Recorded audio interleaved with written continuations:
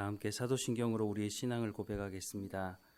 나는 전능하신 아버지 하나님 천지의 창조주를 믿습니다. 나는 그의 유일하신 아들 우리 주 예수 그리스도를 믿습니다. 그는 성령으로 잉태되어 동정녀 마리아에게서 나시고 본디오 빌라도에게 고난을 받아 십자가에 못 박혀 죽으시고 장사된 지 사흘 만에 죽은 자 가운데서 다시 살아나셨으며 하늘에 오르시어 전능하신 아버지 하나님 우편에 앉아 계시다가 거기로부터 살아있는 자와 죽은 자를 심판하러 오십니다. 나는 성령을 믿으며 거룩한 공교회와 성도의 교제와 죄를 용서받는 것과 몸의 부활과 영생을 믿습니다. 아멘. 찬송가 302장 함께 찬양하겠습니다. 찬송가 302장입니다. 내 주 하나님 넓고 큰 은혜는 저 큰 바다보다 깊다. 너 곧 닷줄을 끌어 깊은 데로 저 한가운데 가보라. 언덕을 떠나서 창파에 배 띄워 내 주 예수 은혜의 바다로 내 맘껏 져가라. 왜 너 인생은 언제나 거기서 저 큰 바다 물결 보고 그 밈 모르는 깊은 바다 속을 한 번 헤아려 안 보나. 언덕을 떠나서 창파에 배 띄워 내 주 예수 은혜의 바다로 내 맘껏 져가라. 많은 사람이 얕은 물가에서 저 큰 바다 가려다가 찰싹거리는 작은 파도 보고 마음 약하여 못 가네. 언덕을 떠나서 창파에 배 띄워 내 주 예수 은혜의 바다로 내 맘껏 져가라. 자 곧 가거라 이제 곧 가거라 저 큰 문의 바다 향해. 자 곧 내노를 저 깊은 데로 가라 망망한 바다로.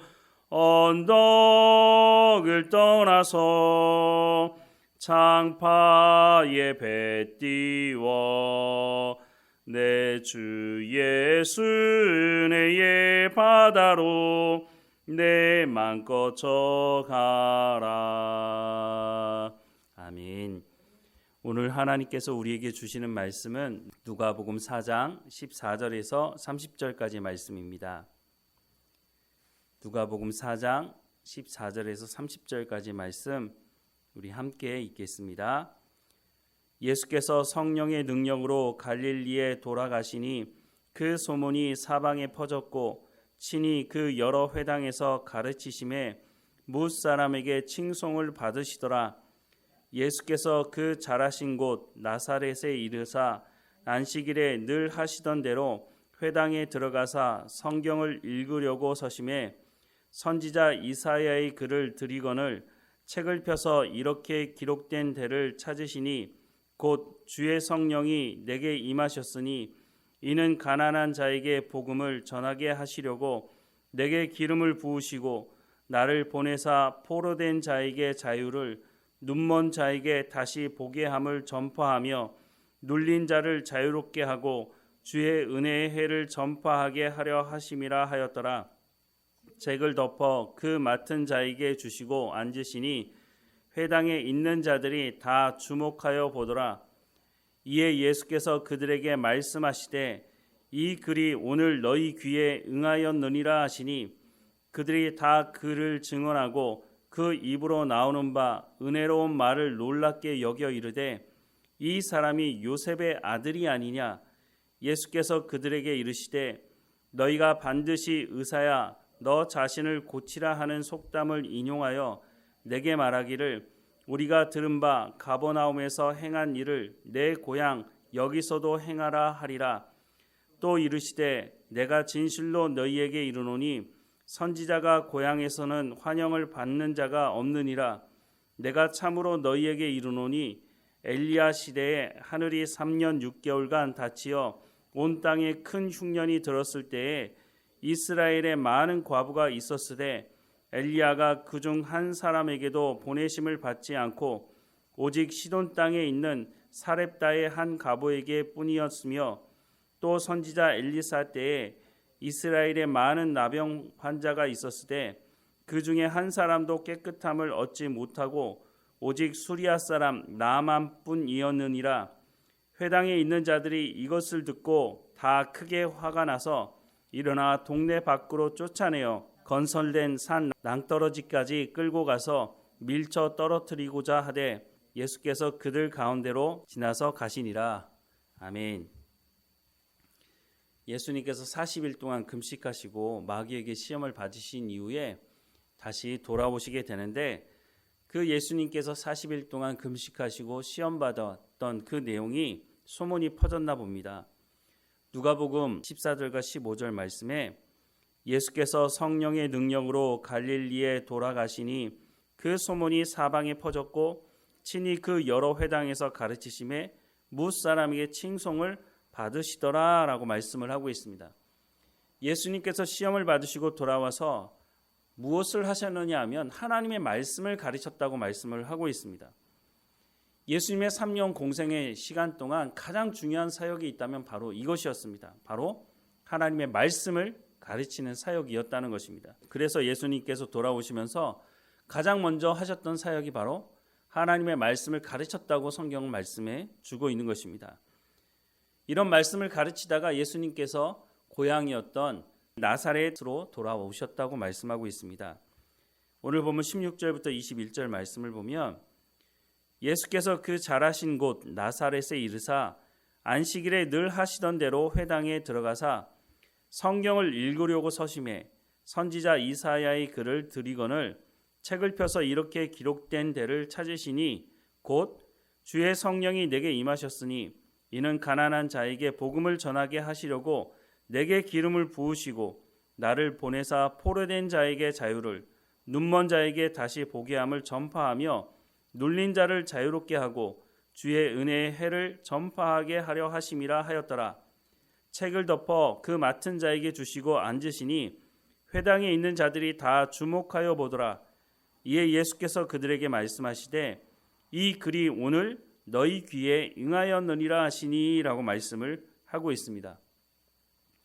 예수님이 나사렛 이 회당에 오시기 전에도 여러 회당에서 하나님 말씀을 가르쳤다고 이미 앞서 말씀을 하고 있습니다.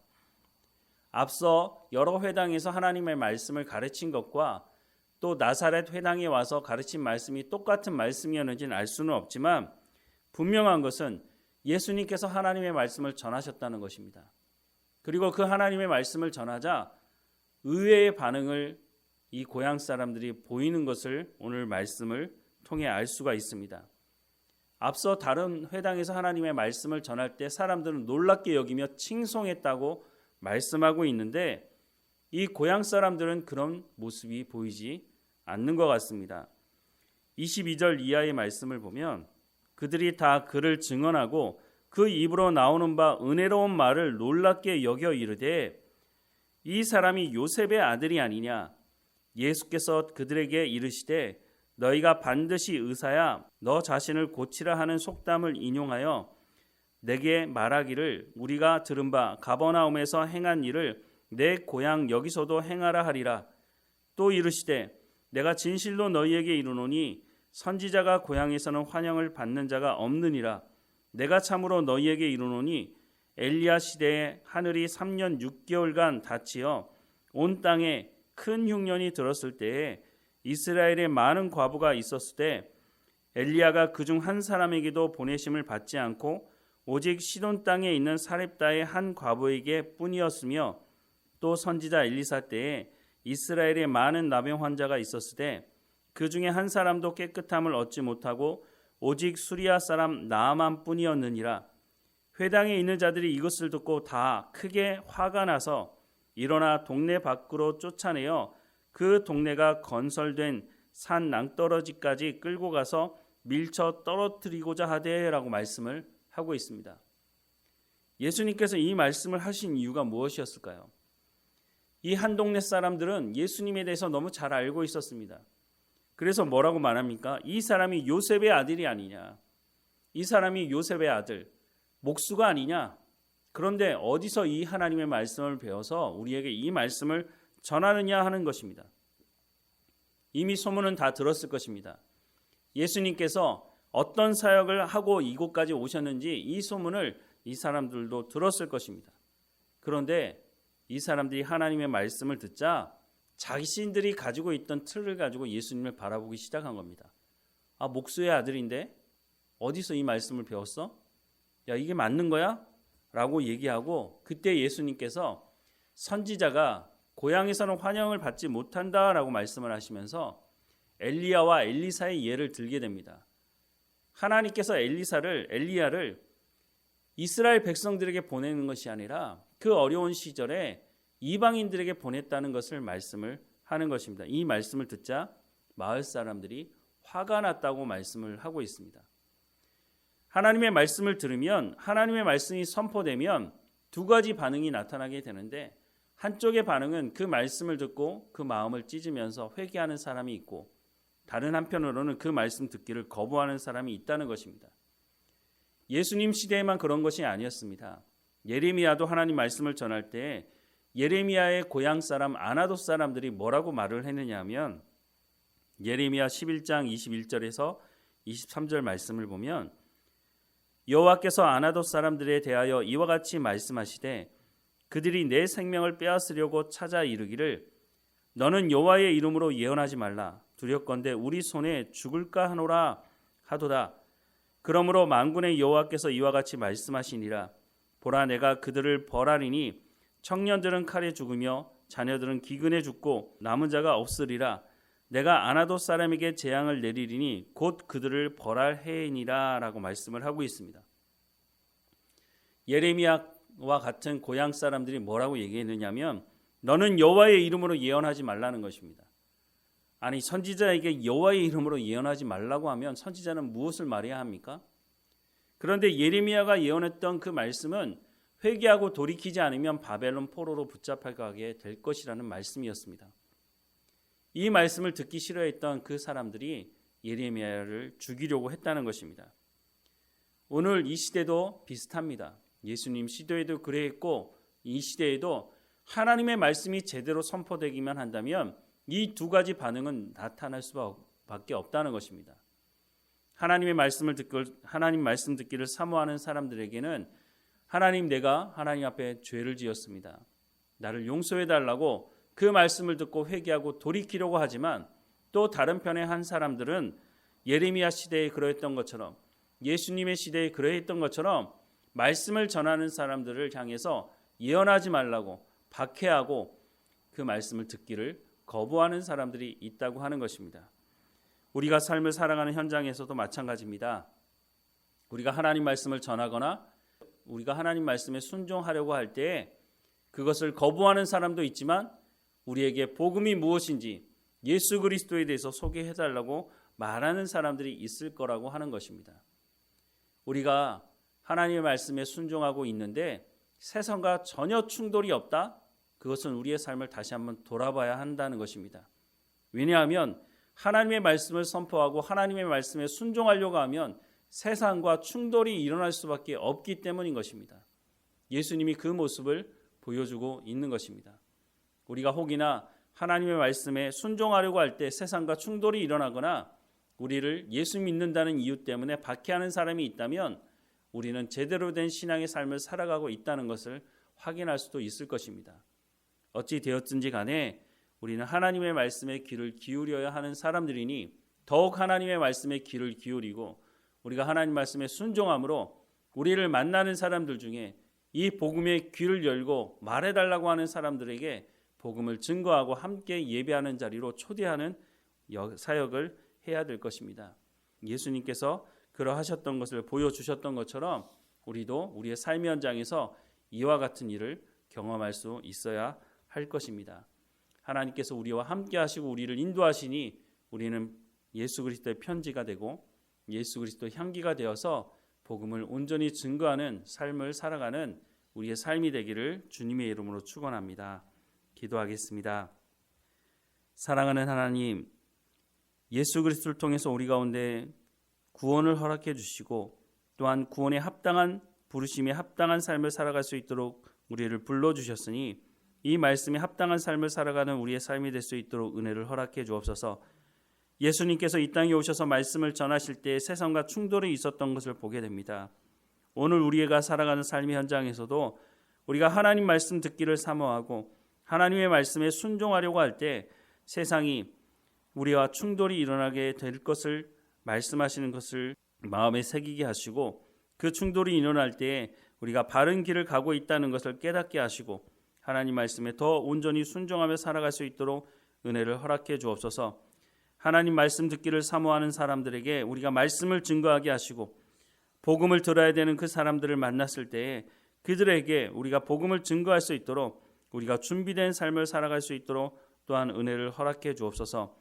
예수님께서 이 땅에 오셔서 가장 중요하게 생각하시고 또한 사역하셨던 것이 하나님의 말씀을 전하시는 것이었음을 다시 한번 보게 됩니다. 하나님, 우리도 이 땅에 살면서 가장 중요하게 해야 되는 일이 하나님 말씀을 전하는 것임을 기억하게 하시고 우리가 말씀을 가까이 하며 그 말씀을 우리의 입술에 붙이고 또한 증거하는 가르치는 하나님의 말씀에 순종하는 삶을 살아갈 수 있도록 은혜를 허락해 주옵소서. 오늘도 우리 가운데 맡겨진 모든 일에 충성을 다하게 하시고 오늘 우리가 만나는 사람들과의 관계 속에서 우리가 하나님의 말씀을 증거하는 복음의 증인으로서의 삶을 살아갈 수 있도록 인도해 주옵소서. 늘 깨어 있도록 육체의 강건함도 허락해 주시고 하나님과 동행하며 감사하는 삶이 될 수 있도록 인도해 주옵소서. 어느 곳에 있든지 하나님과 동행하며 감사하며 하루의 모든 것을 정리하고 저녁에 잠자리 들 때 하나님께서 우리를 여기까지 인도하셨다고 고백하는 우리의 삶이 될 수 있도록 은혜를 베풀어 주옵소서. 늘 우리와 함께 하시는 하나님께 감사하고 예수님의 이름으로 기도드립니다. 아멘. 하늘에 계신 우리 아버지, 아버지의 이름을 거룩하게 하시며 아버지의 나라가 오게 하시며 아버지의 뜻이 하늘에서와 같이 땅에서도 이루어지게 하소서. 오늘 우리에게 일용할 양식을 주시고 우리가 우리에게 잘못한 사람을 용서하여 준 것 같이 우리 죄를 용서하여 주시고 우리를 시험에 빠지지 않게 하시고 악에서 구하소서. 나라와 권능과 영광이 영원히 아버지의 것입니다. 아멘.